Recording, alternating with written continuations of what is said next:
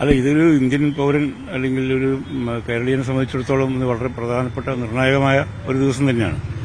തെരഞ്ഞെടുപ്പും അവരുടെ സ്ഥാനാർത്ഥികളെ തിരഞ്ഞെടുക്കേണ്ടതൊക്കെ. അപ്പോൾ എല്ലാ കാലത്തും ഇങ്ങനത്തെ പ്രശ്നങ്ങൾ ഉണ്ടായിട്ടുണ്ടാവല്ലോ. ഇപ്പം ഇതുപോലുള്ള കേസുകളും പ്രശ്നങ്ങളും അഴിമതികളും അഴിമതി ആരോപണങ്ങളും ഒക്കെ ഉണ്ട്.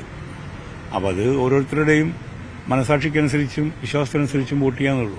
ഈ തദ്ദേശ തെരഞ്ഞെടുപ്പാണ് ഇത് പ്രാദേശിക വികസനം സ്ഥാനാർത്ഥികളാണ് നോക്കുന്നത്, പൊതുരാഷ്ട്രീയം വിലയിരുത്തിയിട്ടാണ് എങ്ങനെയാണ്? അത് രണ്ടും ഒരു ഘടകമാണ്. മാത്രമല്ല പേഴ്സണലും കൂടിയാണ്. പലപ്പോഴും ഈ തദ്ദേശ തെരഞ്ഞെടുപ്പ് എന്ന് പറയുമ്പോൾ വ്യക്തിപരമായ അടുപ്പം കൂടെ പലരും കണക്കിലെടുക്കും. കാരണം അവർക്ക് വിളിച്ചാൽ കിട്ടുന്ന ഒരാൾ അങ്ങനെയാണല്ലോ. ഏറ്റവും അടുത്തുള്ള നമുക്ക് ബന്ധപ്പെടാവുന്ന ഒരാൾ, അതാണ് മെമ്പർ, ഏറ്റവും അടുത്ത മെമ്പർ. തദ്ദേശ തെരഞ്ഞെടുപ്പ് കഴിഞ്ഞ് നിയമസഭാ തെരഞ്ഞെടുപ്പ് വരുമ്പോൾ കുറച്ചും കൂടെ വൈഡറാവും അതിൻ്റെ ഒരു ഔട്ട്ലുക്ക്. കാരണം മൊത്തം സംസ്ഥാനത്തിന്റെ വികസനം, സംസ്ഥാനത്തിന്റെ മുന്നോട്ടുള്ള ഗതിയെ പറ്റിയിട്ടുള്ള നമ്മളുടെ വിലയിരുത്തലൊക്കെ വരും അതിൽ. പിന്നെ മറ്റേ തെരഞ്ഞെടുപ്പ്, പാർലമെന്റ് തെരഞ്ഞെടുപ്പ് വരുമ്പോൾ കുറച്ചും കൂടെ വിശാലമാവും. അല്ല, ഇത് വരെ ഒരു സംസ്ഥാന ഭരണത്തില് അടുത്ത തെരഞ്ഞെടുപ്പിലേക്കുള്ളൊരു ചൂണ്ടുവല തന്നെയാണ്. കാരണം അടുത്തതുകൊണ്ട് വളരെ അടുത്ത് തന്നെയല്ലേ ഇപ്പോൾ നിയമസഭാ തെരഞ്ഞെടുപ്പ് വരുന്നത്. അതുകൊണ്ട് ഇത് ഒരു തരത്തിലുള്ള ചൂണ്ടുവലയാണ്. ഇന്നത്തെ മനസ്സിലോ പടച്ചോടെ എന്റെ പേരിൽ ആരും കള്ളവോട്ട് ചെയ്യരുത്.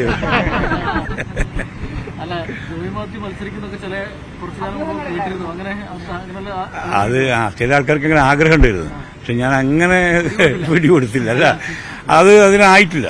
നമുക്ക് അറിയാം, നമുക്ക് അതിലൊരു പ്രത്യേകിച്ചും ഒരു വാർഡ് മെമ്പർ എന്നൊക്കെ പറഞ്ഞാൽ, ഒരു കൌൺസിലർ എന്നൊക്കെ പറഞ്ഞാൽ ഒരുപാട് ഉത്തരവാദിത്തമുള്ള ആളാണ്. ഒരു റിട്ടയർമെന്റ് ജീവിതത്തിനേ പറ്റുള്ളൂ. ഇപ്പോൾ കഴിഞ്ഞ മേയറൊക്കെ ഉണ്ട്, റിട്ടയർ ചെയ്തിട്ടാണ് മേയറായത്. മറ്റു പണിയൊന്നും ഇല്ലെങ്കിൽ ബെസ്റ്റാ. എനിക്കിപ്പോൾ വേറെ പണികളുണ്ട്. അപ്പോൾ ഞാൻ പിന്നെ എന്താ പറയുക, ആൾക്കാരെ അറ്റൻഡ് ചെയ്യാൻ പറ്റിയില്ലെങ്കിൽ അത് വലിയ മോശമാണ്. ഏത് തെരഞ്ഞെടുപ്പില് ഈ തെരഞ്ഞെടുക്കപ്പെടാതെ എന്തെങ്കിലും സ്ഥാനം കിട്ടുമെന്ന് ഞാൻ നോക്കുന്നത്. താരപ്രചാരകനായിട്ട് ഇറങ്ങുമെന്ന് പറഞ്ഞിരുന്നു. അല്ല, അതൊക്കെ അവർ ആഗ്രഹിച്ചിരുന്നു, ചോദിക്കുകയൊക്കെ ചെയ്തിരുന്നു. പക്ഷേ ഞാൻ അങ്ങനെ ഒരു ഇതിലേക്കൊന്നും വരാൻ പറ്റിയില്ല. വേണ്ടെന്ന് വെച്ചു. ശരി, അവർ വോട്ടില്ലാത്തവരെ മേയറാക്കാൻ നോക്കുക.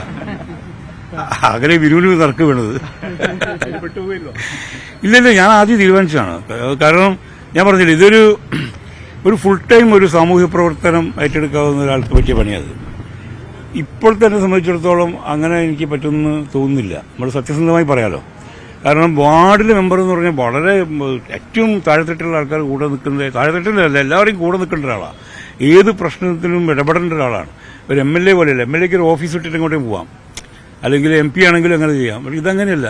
ഏത് പാതിരാത്രിക്കും വിളിച്ചാൽ അറ്റൻഡ് ചെയ്യണം. അപ്പം അങ്ങനെ ഞങ്ങൾ സാമൂഹ്യ പ്രവർത്തനത്തിന് തയ്യാറാണെന്ന് പറഞ്ഞ് നിൽക്കുന്ന കുറെ ആൾക്കാരുടെ ഇടയ്ക്ക് നമ്മൾ ഇറങ്ങിയിട്ട് ഞാനും ഉണ്ട് എന്ന് പറയുന്ന അത് വേണ്ടെന്ന് വെച്ചിട്ട് ഇത്തരത്തിൽ പല വിഷയങ്ങളും ചർച്ച ചെയ്യുന്നത്. ഏറ്റവും ഒടുവിൽ ചർച്ച ആയത് ഈ നമ്മുടെ നടി ആക്രമിക്കപ്പെട്ട കേസിൽ UDF ചെയർമാന്റെ കൺവീനറുടെ ഒരു പ്രസ്താവന, അതായത് നടി പ്രതിയാക്കപ്പെട്ട ആൾക്ക് ആ സിനിമ നടന്ന് നീതി നിഷേധിക്കപ്പെടുന്നത്, ആ തരത്തിൽ അദ്ദേഹത്തെ പിന്തുണച്ചുകൊണ്ട്, പ്രതിയെ പിന്തുണച്ചുകൊണ്ട് ഒരു പ്രസ്താവന ഉണ്ടായിരുന്നു.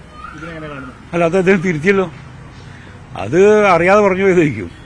അബദ്ധങ്ങളങ്ങനെ വായന്ന് വീഴുമല്ലോ പലർക്കും. ഇപ്പം മുഖ്യമന്ത്രി ആദ്യം പറഞ്ഞു ഇത് വെറും ഗൂഢാലോചന, വെറും ഭാവനയാണെന്നാ പറഞ്ഞു, ഓർമ്മയുണ്ടോ? പിന്നെ മൂപ്പരണ്ട് തിരുത്തി, അത്രേ ഉള്ളൂ. അത് അല്ലാതെ അതിന്റെ ഇപ്പം കോൺഗ്രസ് നേതൃത്വം മാറ്റി പറഞ്ഞല്ലോ. VD സതീശൻ അടക്കം പറഞ്ഞല്ലോ അയാൾക്ക് തെറ്റുപറ്റിയതാണ്, അങ്ങനെയല്ല. അല്ല, ഇത് പെട്ടെന്നുള്ള ഒരു തീരുമാനം. ഇപ്പം ഞാൻ ചോദിക്കും, നിങ്ങൾ എന്റെ സംഘടനയുടെ തീരുമാനം എന്താണെന്ന് ഇപ്പം എന്നോട് ചോദിച്ചാൽ എനിക്ക് പറയാൻ പറ്റില്ല. ഇവിടുന്ന് ചോദിക്കണം. എനിക്ക് മുഖത്തോക്കി പറയാൻ ഇഷ്ടം. അമ്മ സംഘടന തിരിച്ചു വരാനുള്ള സാധ്യത ചർച്ചകളൊക്കെ നടക്കുന്നുണ്ടായിരുന്നു കോടതിയെ വെറുതെ വിട്ടതുകൊണ്ട്. അല്ല, അമ്മ സംഘടനയിൽ അദ്ദേഹം തിരിച്ചു വരണമെന്നുള്ളത് അമ്മ സംഘടന തീരുമാനിച്ചിട്ടില്ല. അത്തരമൊരു ചർച്ചയും നടന്നിട്ടില്ല. മാത്രമല്ല, അത് അദ്ദേഹം ആലോചിക്കേണ്ടതാണല്ലോ, വരണോ വേണ്ടെന്നുള്ളത്. പിന്നെ അങ്ങനെയാണ്, അത് രാജിവെച്ച് പോയതല്ലേ. അപ്പോൾ സ്വാഭാവികമായിട്ടും വീണ്ടും മെമ്പർഷിപ്പിനെ അപേക്ഷിക്കണം. അങ്ങനെ കുറേ ഫോർമാലിറ്റീസ് ഉണ്ട്. അല്ലാതെ അയാൾ എടുക്കണോ എടുക്കണ്ടേ എന്നുള്ളത് ഒരു തീരുമാനം എന്താ പറയുക കുറച്ച് ആൾക്കാർക്ക് പറ്റില്ല.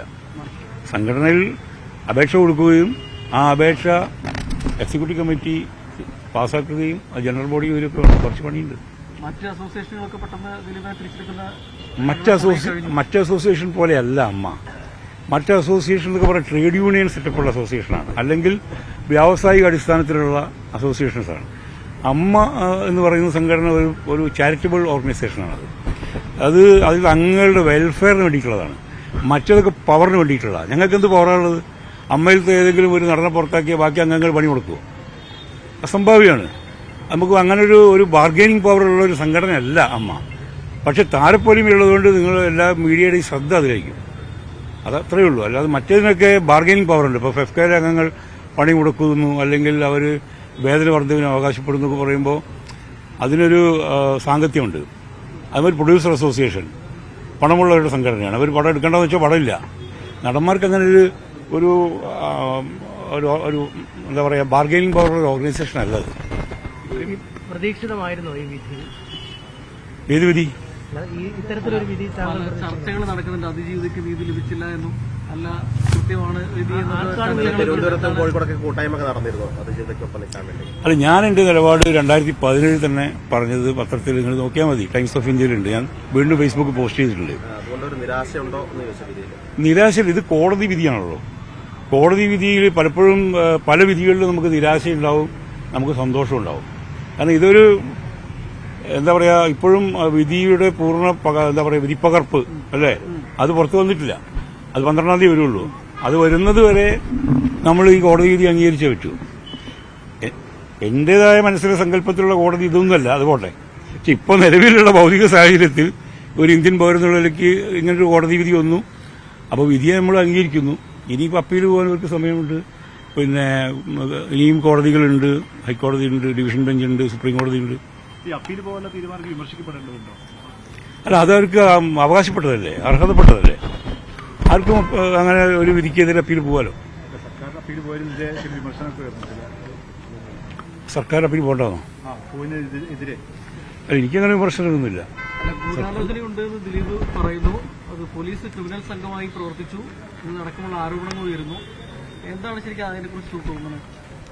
ദിലീപ് അങ്ങനെ പറഞ്ഞിട്ടുണ്ടെങ്കിൽ ദിലീപിന് അങ്ങനെ തോന്നിയിട്ടുണ്ടാവും. എനിക്ക് അങ്ങനെ തോന്നിയിട്ടില്ല.